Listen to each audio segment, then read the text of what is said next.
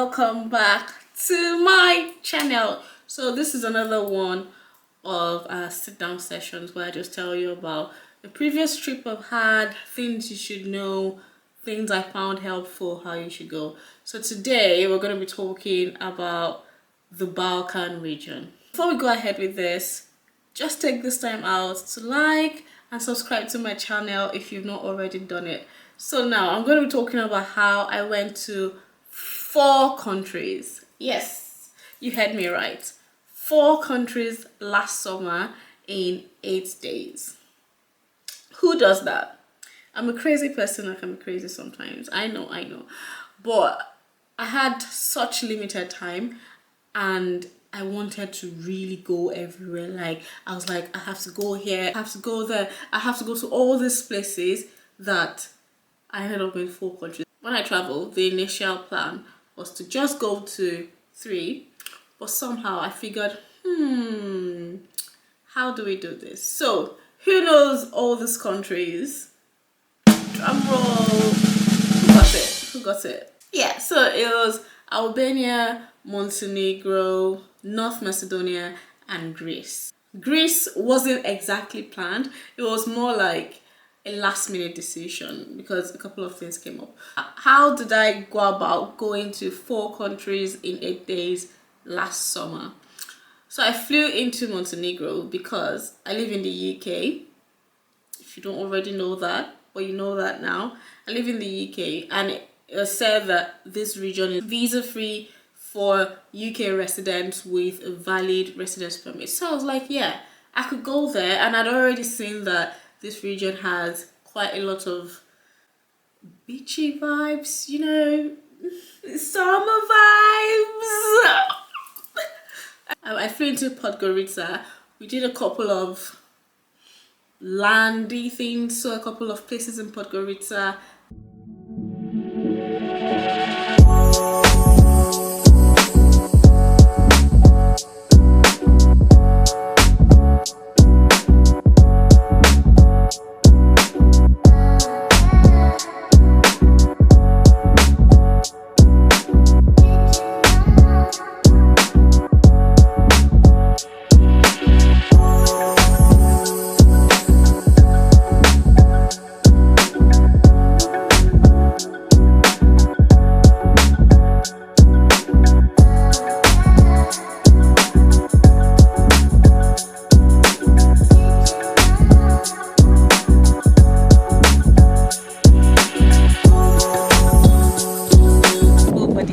Say hi.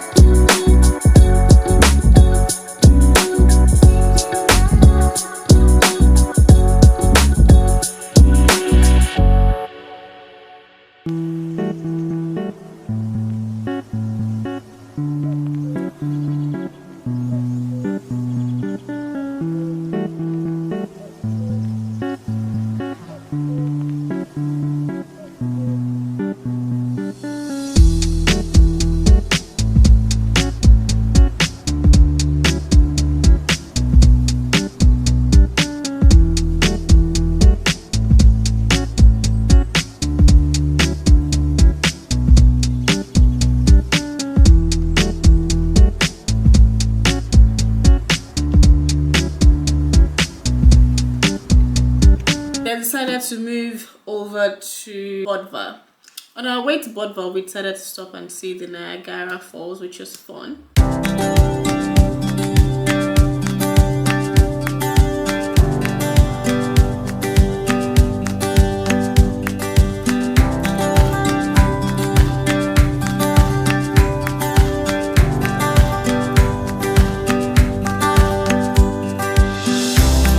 Niagara.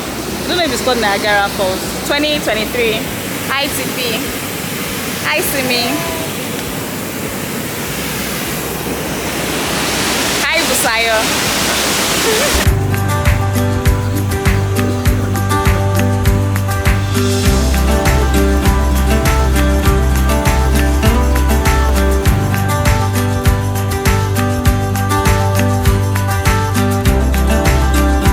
When we were in Budapest, it was so hot. I'm recording also, yeah.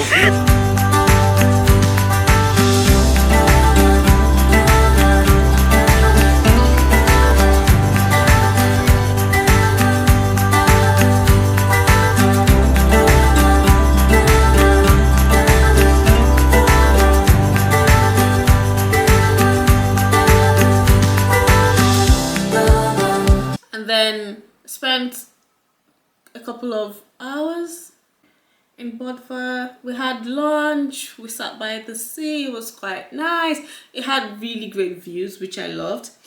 One thing I did not like was the fact that I didn't get to do like a boat tour, because looking at that, the scenery in Budva especially was so mind-blowing. I would recommend going to Budva anytime. Budva, Kotor, they're like top places to go in Montenegro. So if you're in Montenegro, skip Podgorica. There's nothing to do in Podgorica. Skip Podgorica, head over to Budva, head over to Kotor.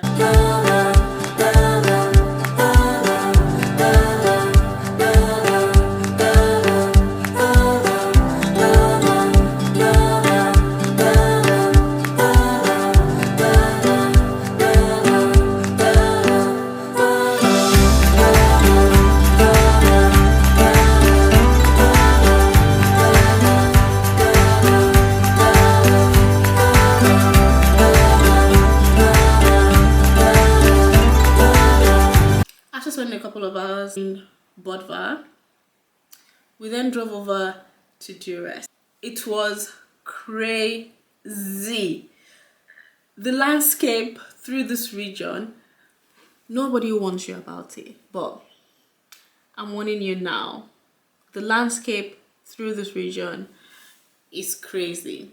It was so mountainous, it was so hilly. Drove all through the strip, and it's has to be the most challenging drive I've ever taken in my life. I didn't really want to stay in Tirana because I knew Tirana was going to be giving Podgorica vibes. So I knew it was going to be, you know, capital city. It was going to be hustle, bustle. I didn't want that. All I wanted throughout this holiday was to stay by the sea, stay by the beach, have fun, just chill, relax. So we stayed in Durres. We stayed in this accommodation, but thinking about it now in hindsight, I should have booked like a more by the sea hotel or resort kind of thing. This accommodation we stayed in went for about 25 euros a night, and obviously I shared this with my partner because I traveled with my partner, and that was what, 12 euro 50 per person. So that wasn't too bad. It was a nice accommodation, don't get me wrong.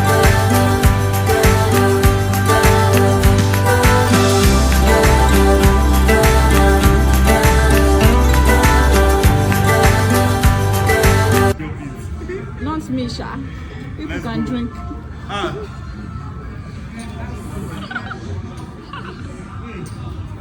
Let's go.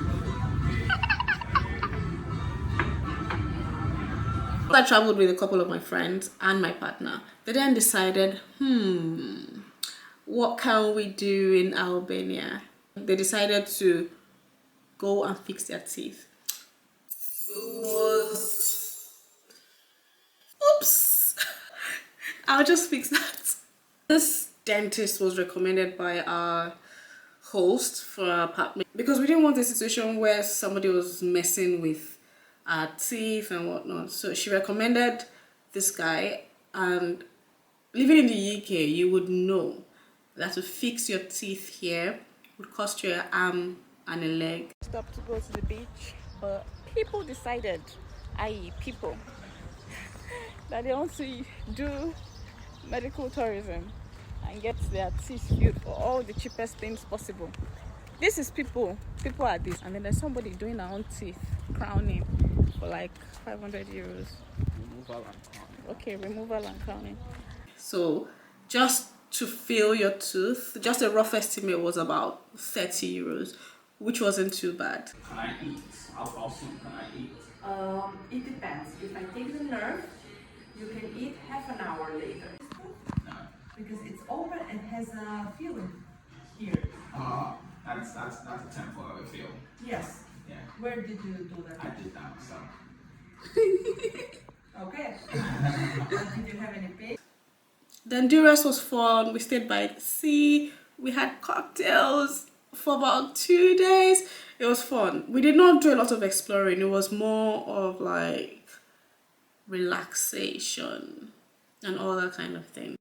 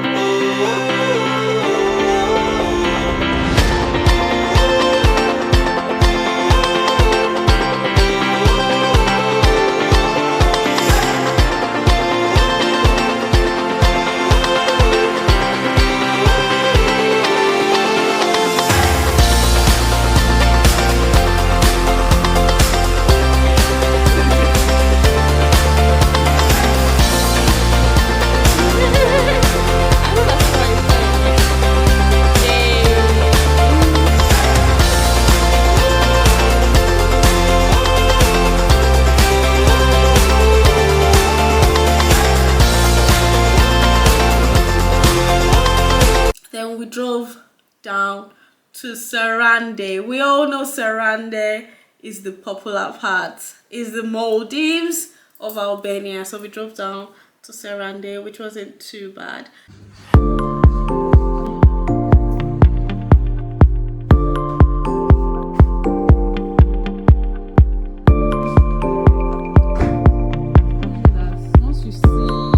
One thing about Sarande is right across from our hotel we could see Greece, and just right across, and I can see Greece. I'm here, I have a visa, why not just take a 30-minute boat to Corfu? And that was it. So there I was on a boat to Corfu and I was in Greece. To be honest, I didn't do a lot, and I've been to Greece before. I did not have the luxury to stay in Greece for like days and days and tour Corfu. So I stayed 1 day and I came back to Sarande.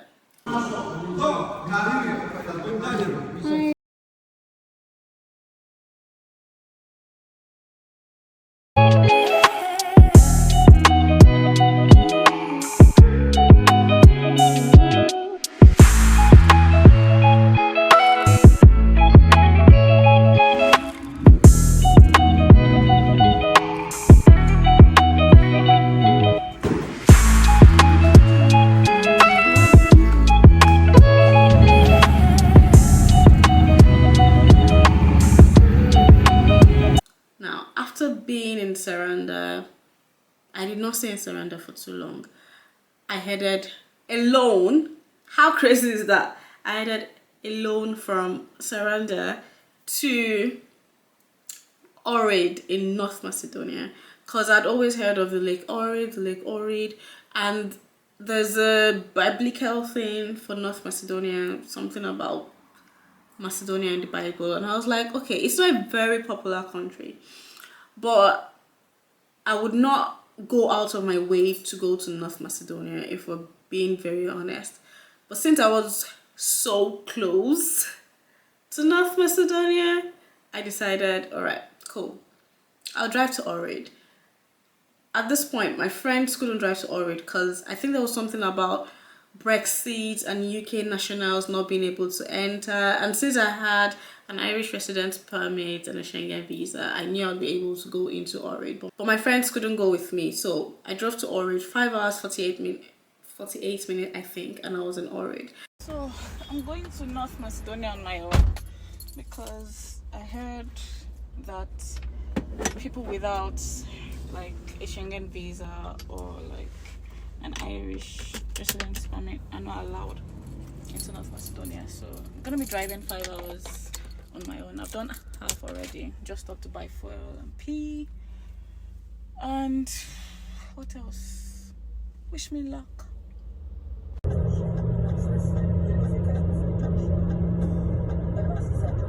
So I'm nearing the North Macedonian border. I'm just gonna see if they'll let me go through or not. Fingers crossed.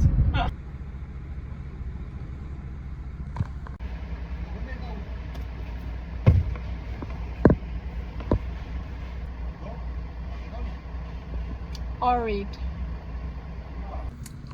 So I'm in. Well, they checked my visa, but I'm in.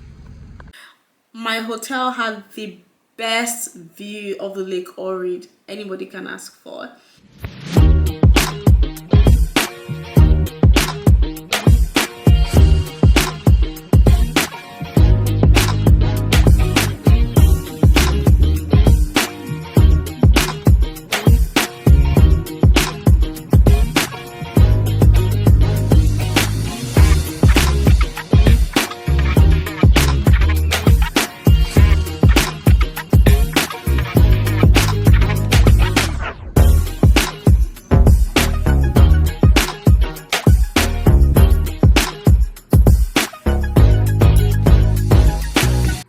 Spent 2 days in Ohrid, so this is country number 3. But hey, who is counting?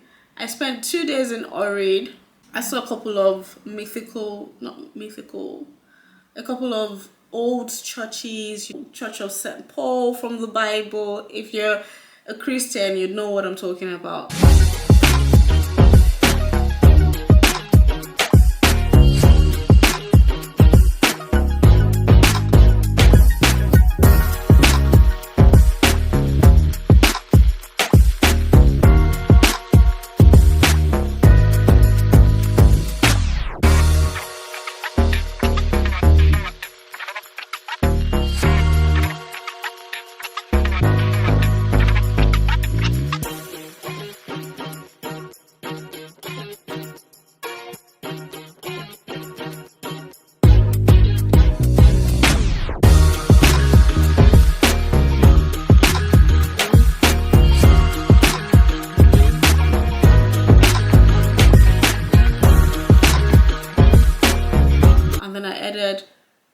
Back to Tirana. There's no way I'll be in Albania without seeing Tirana anyway.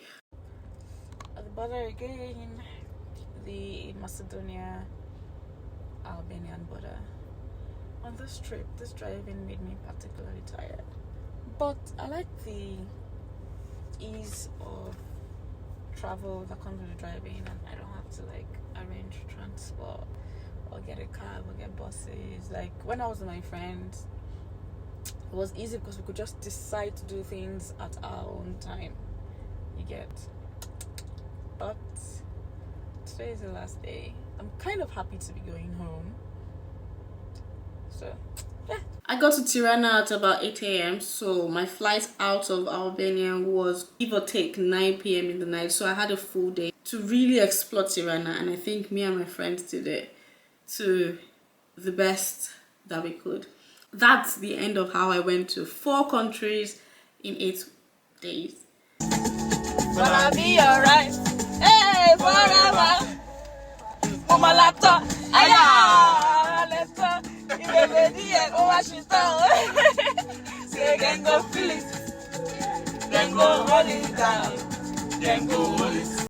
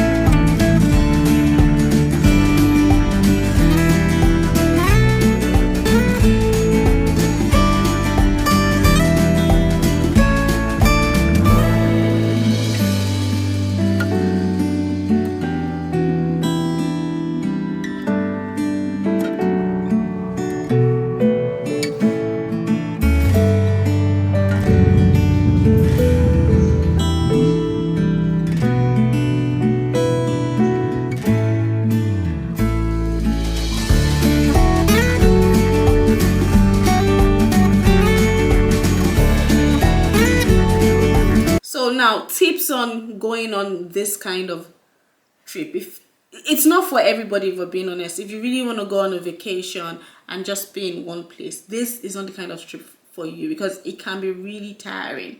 But if you know you want to see as many countries as possible on a very, would I say, tight schedule, then you can do this kind of trip. Now, number one tip, if you're going to do this kind of trip, is to rent a car.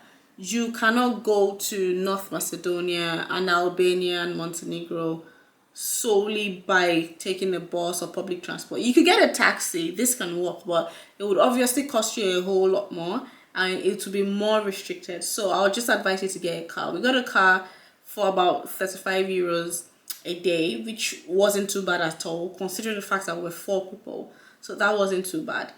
Tip number 2 is, if you are a person of color, just get ready, because people are going to stare at you. Read this right. People are going to stare. These people stare for a living. And from my interactions with people on TikTok and on other social media, I've now realized that they don't mean it in any malicious way, more like they've not really seen people of color. I don't know if this is right, but that's what I've been able to gather from what other people, or what the reaction was on TikTok when I put up this video.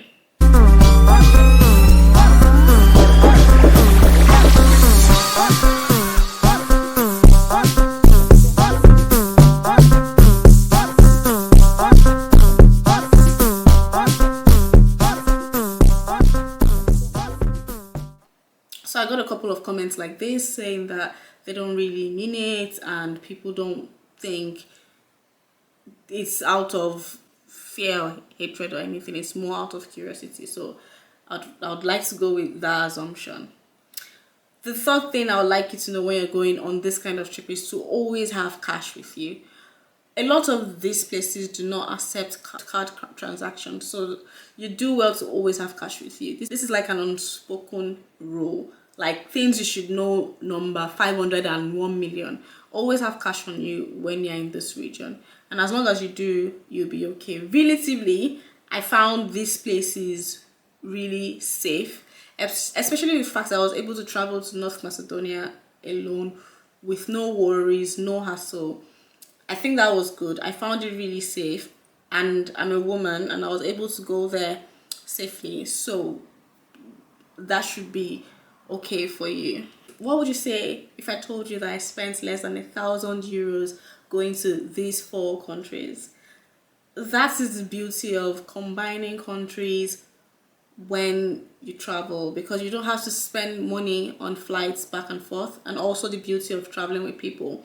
That way everything you do is discounted or is cheaper, just because you're splitting the bills with other people. So that just makes it cheaper and makes a lot of sense, right? I'll be doing a video on how effective it is for you to combine countries, how I'm able to do it, how I'm able to research all of this together and make it happen. If you want me to do another topic on this, combining countries, let me know down in the comment section. And if you've watched to the end and you've still not subscribed, what are you really doing? Why are we here? Kindly subscribe to my YouTube channel and leave a thumbs up for me if you like this video. Don't forget to drop your comments, your questions if you have any, and I will be in the comment section replying every one of you. Take care. Bye.